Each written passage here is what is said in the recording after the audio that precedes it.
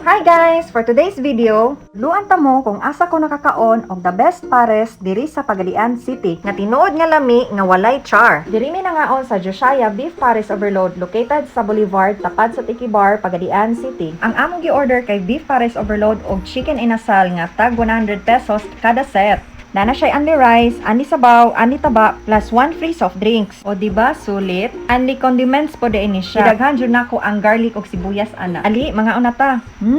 Lami gid ay siya. Honest review nako sa pares, sakto ra iyang lasa. Dili ra parat, pero depende ra na sa panlasa ninyo ha, kay lain-lain man ta. Pero para sa ako kay sakto na ang timpla. Ang sa chicken na nasal, kay lami pod ang timpla. Medyo napagod lang ang iyang skin kay siguro sa kadaghan sa giluto kay busy jud kaayo sila. Pero pasado na ang lasa para sa kuha. Yan sa service food, bisag bag-o pa sila nagsugod sa ilang business kay hapsay kaayo ug organized. Plus points kung kaayo kay naay magtuyok permi para sa rice ug sabaw. Di na ka kinahanglan manawag pa. Unta lang pod i-maintain jud ni nila.